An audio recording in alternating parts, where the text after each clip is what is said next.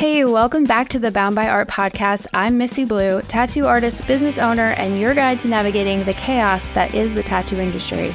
If you're an artist looking to grow your business, attract the right clients, and learn how to survive this career without losing your damn mind, then you are in the right place.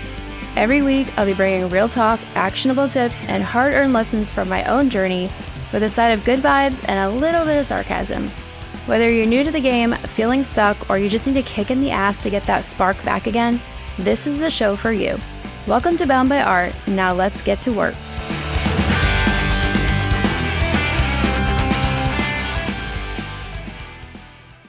Okay, let me ask you something real quick. Have you ever looked up from your day, like truly looked up and thought, wait, am I actually getting anything done, or am I just running around in circles being busy as hell? Yeah, me too. Like way too often. So in this episode, I'm getting real about that hustle trap that we all fall into that kind of makes us feel like we're crushing it just because our schedules are full and our to-do lists are never ending. But guess what?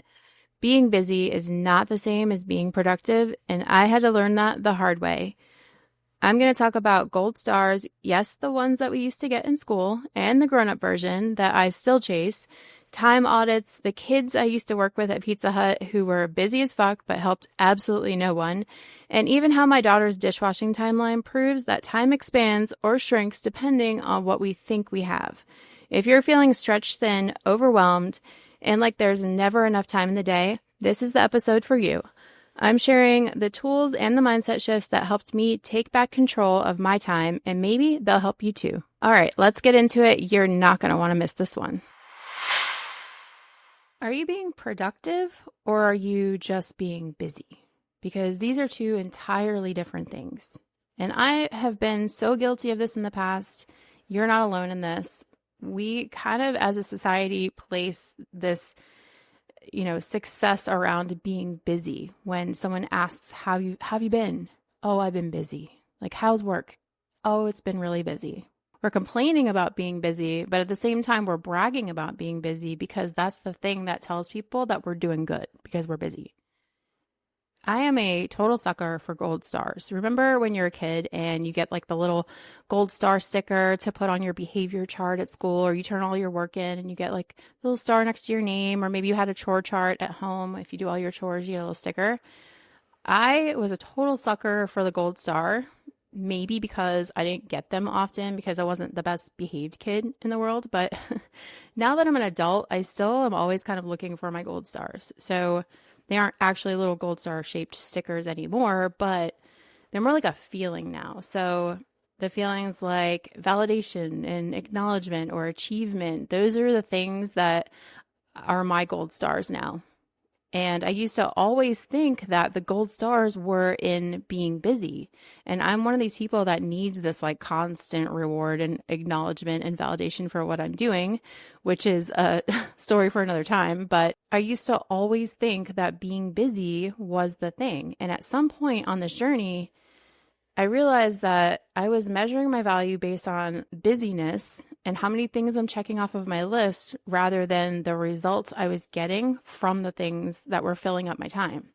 And my eyes were completely opened when I realized that the real gold stars are actually in those results I'm getting and not in adding and checking things off my to-do list. So what do I mean by busy? I have the perfect example for this. When I worked at Pizza Hut, so before I was a tattoo artist, I worked at Pizza Hut. I was a manager there. And we had a kid that worked in the kitchen who was just the epitome of busy, because this kid he's like running around back and forth, like yelling. He's moving really quickly and saying a lot of things, but he's not really doing anything. He's just kind of making a mess and making a bunch of mistakes. And often we would just send him home because he kind of just made things worse and more stressful and was not really helping in any way. So I would call him busy. So it was almost like he was just like filling up the time with like a bunch of motions that did not equal making a pizza or getting a delivery out on time. So if our goal every day during the dinner rush is to make the pizzas accurately, deliver them on time, and then at the end of the night, reset the store. Nothing he's doing is helping us get there. And making mistakes and making messes, not super high on the priority list for the night, right? And a lot of us are like this. We're just busy, busy, busy, doing. And where is it getting us? Are we getting any closer to our actual goal? What even is that goal? If you don't even know what your goal is, guys, I have the perfect workbook for this. It's called the Goal Getter Workbook. It's a free download on my website. If you go to boundbyart.com/goals, you can download that for free, and it will help you work through everything and figure out exactly what you want and what your goals are. You can't really figure out how to be productive in getting to your goals if you don't even know what they are. So start there. But assuming that you already know what it is you want for yourself, for your business, for whatever it is you're working on, you have to make sure that your daily activities and tasks are matching the result that you're looking for. Do you ever notice that when you work on a project, it always seems to take the exact amount of time that you have allotted for it? For example, my daughter's chore right now is to do the dishes. So if we have to leave in an hour, I ask her to do the dishes before we go. It's going to take her that whole hour to do the dishes. If we had to leave in 30 minutes, could she still get those dishes done? Of course she could, especially if there's something fun involved in wherever we're going. Could she even do them in 5 minutes? I've literally seen this kid bust out the dishes in a handful of minutes when it was a matter of, if you're done in time, you can come to the carnival with us. And when she's motivated properly, this girl can hustle. So if she can do it in 5 minutes, why would it take her 30 minutes? Why would it take her an hour? Why wouldn't she just do it in 5 minutes? Well, for one, she's a kid, and for two, she has ADD like me. But she's not the only one that's guilty of this. We all do this, and we do it without even realizing that we're doing it. Just recently, I decided for tattoo conventions that if I'm going to enter something in the contest, so say the show is open from 11 a.m. to 11 p.m., the tattoo of the day judging is at 10 p.m. So I know I have from 11 to 10 to get this tattoo done so that I can enter it in time. Knowing how I'm giving myself until 9 p.m. to finish. So I'm giving myself a smaller window to do the same amount of time, because it doesn't matter how much time I give myself. Every single convention, I'm working right up into the last minute. So if I'm telling myself, you have to get this done by 9. And I'm looking at the clock and I'm like, oh my God, I only have 3 hours. I only have 2 hours. I only have 1 hour, 30 minutes. I'm constantly pushing myself to get this done in the allotted time. And it works out where I finish at 9 p.m. Then I have time for my client to, walk around and put a witch hazel soak on it to try and get the redness out before judging and stuff. So I'm not scrambling the last second to get up there. I'm scrambling the last second at 9 p.m. because that's my due date in my mind, or the time that it's due in my mind. And I'm scrambling to get it done then, but then I still have this buffer. So why is it I can get it done in an hour less time when before, if I knew I had until 10, I took the whole time? Because our tasks tend to expand the time that we give them. And I catch myself doing this constantly. I like to call it time traveling because that sounds fun and not serious, but the truth is, it is serious. We don't have time. At least that's what us busy people say constantly. If we don't have time to waste, why are we wasting it then? It's pretty simple, because we aren't paying attention to how we're spending our time. This is where the time audit comes in. And I know that you probably hate this and the idea of this, but you have to audit your time. If you ever want to fully understand where you're losing your time, you have to know how you're spending it. The first way that I learned to do a time audit was with a spreadsheet, and that's really just not convenient for me. I'm not sitting in front of a computer except for Mondays when I do this sort of thing and my admin stuff, but otherwise, I'm not really sitting in front of a computer. So that didn't work for me. That could possibly work for you, and if it does, great. Use a spreadsheet, log your time. I use a notebook and I just carry it around with me, and I can just, everything that I do, write it down.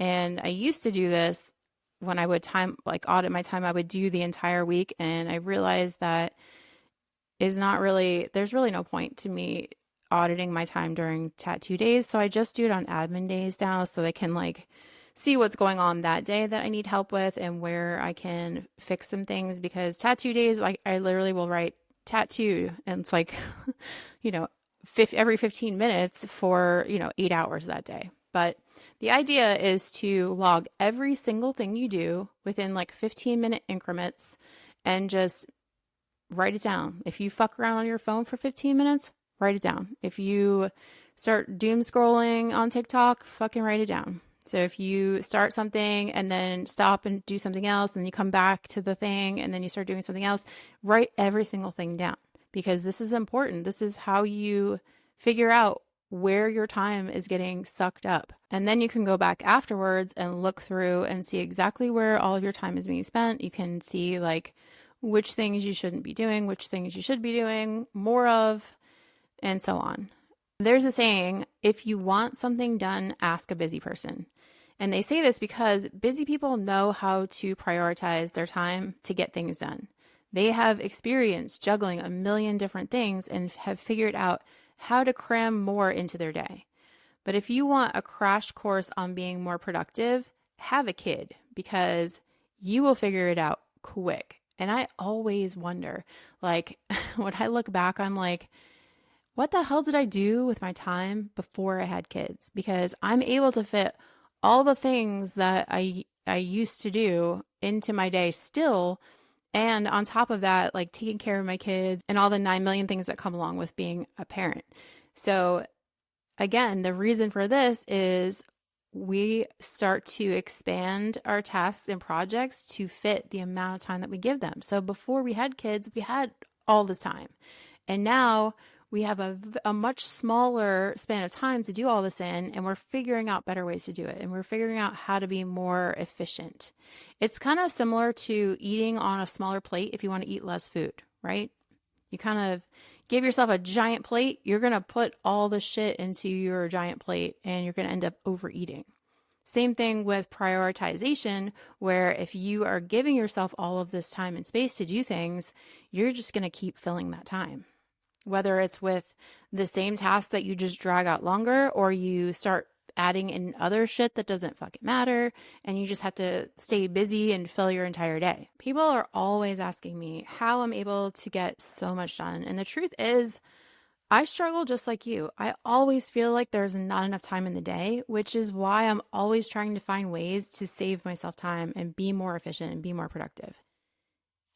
So if the activity is not matching my end goal, what I just did is a total fucking time sucker and essentially just set me back however long it took me to do the thing, right? So if time is our currency here and we're already busy, maybe you're married and you have small kids, or you work full time and you go to school, or you work full time and you have like a side gig or a business that you're trying to start up. Whatever it is, your currency here is time. And if your schedule is already packed, you're broke. And it's time to start clipping coupons.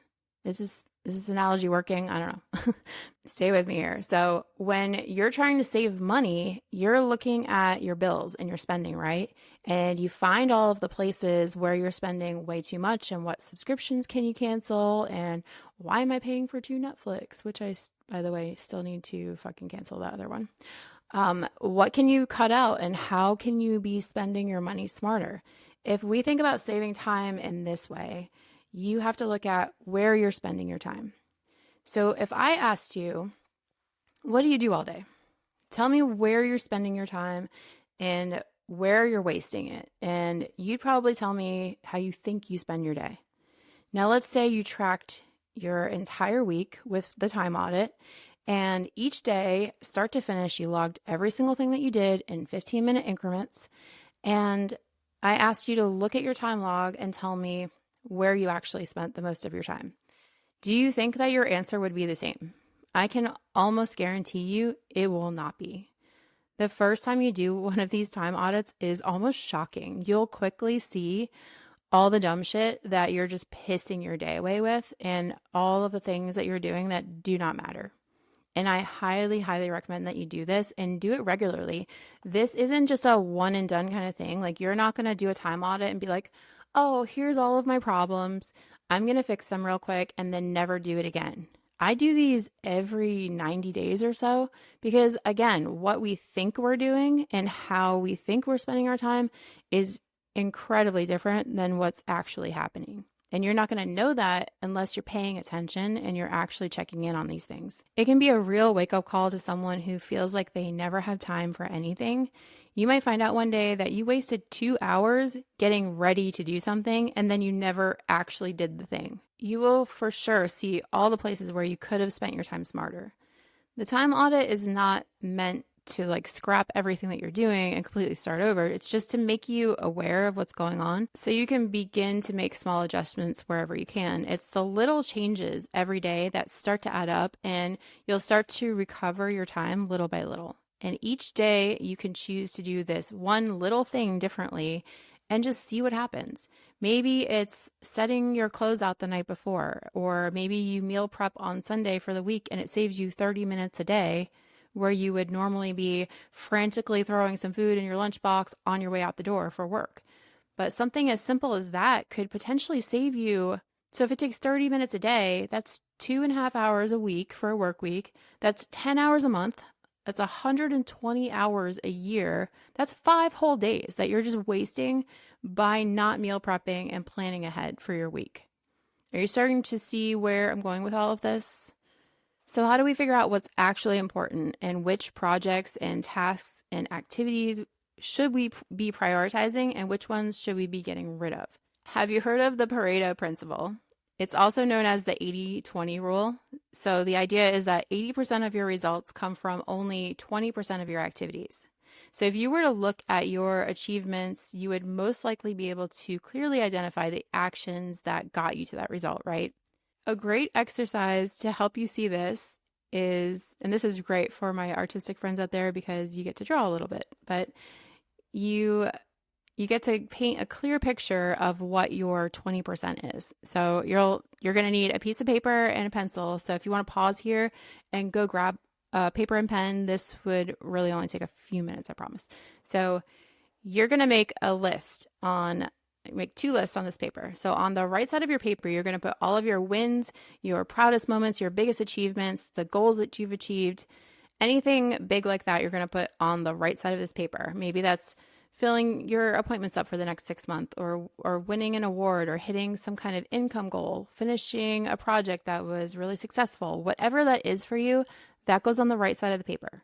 On the left side of the paper, you're going to list your daily activities that you just do day in, day out. Like, what are the things that you are constantly working on and doing throughout your day? And that's going to be real easy to fill out if you do the time audit, right? So once your lists are done, you're going to draw a line from your wins to the activities that led you there. So hitting your income goal meant like you scheduled this many appointments, and so you draw your line to scheduling appointments. So you're going to draw the lines from your goals over to the activities that got you there. And then this is going to create a very clear diagram for you on what helped you to reach those goals and what had nothing to do with them.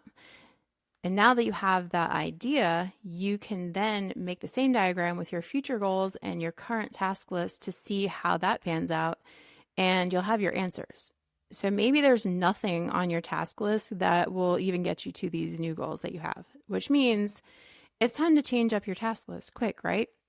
Your goal in this exercise and in life really is to fill more of your time with these activities that are pushing your goals so that the big results that you're seeing start to align with what's most significant to you, what's most important to you, like getting to those big goals. Sometimes the problem is we don't really know how to prioritize what we're doing and what not to do in this moment. And this is a tricky one to learn. So most of us would think, well, whatever's most important needs to be done first. But what does that even mean? What makes something important or not important? Is it whatever makes the biggest impact? Kind of, but there's more to consider with that. We might think it's whichever one has the soonest due date, but sometimes that's not the answer. But a lot of times we prioritize it because we start to panic about deadlines and due dates.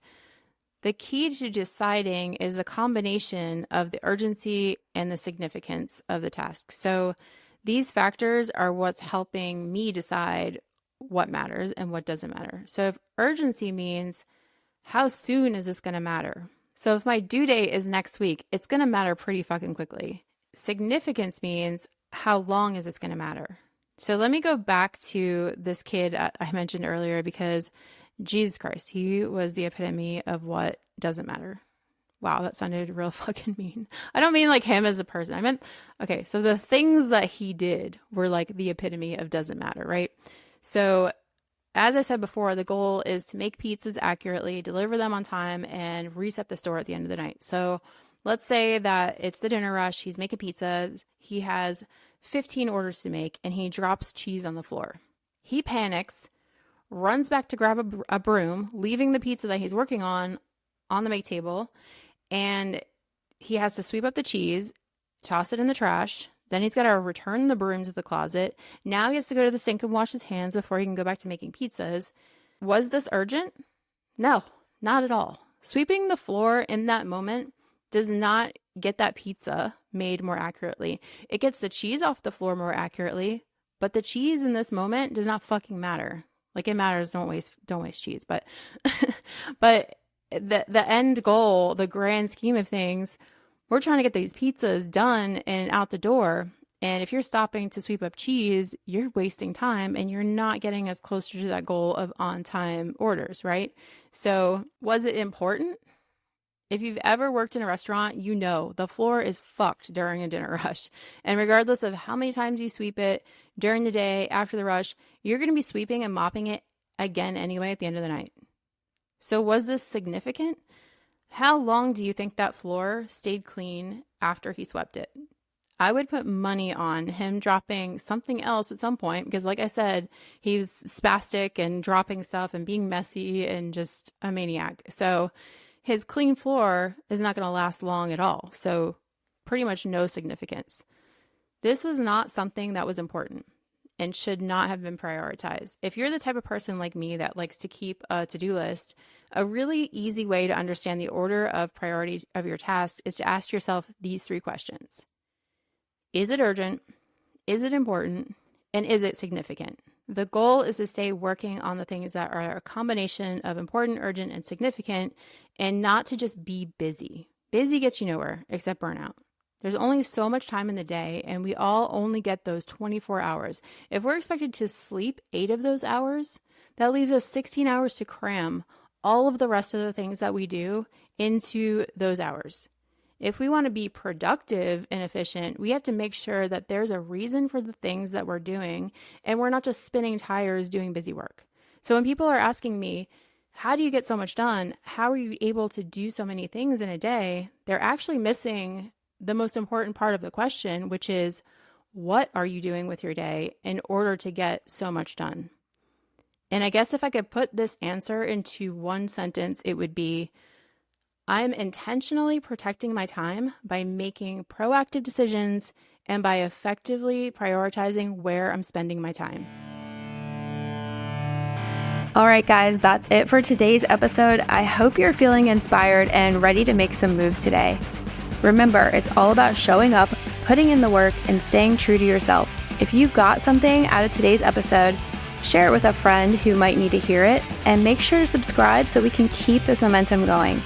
Get updates on all of our latest episodes, events, and more by following us on social media at Bound by Art Project and by heading over to the website boundbyart.com.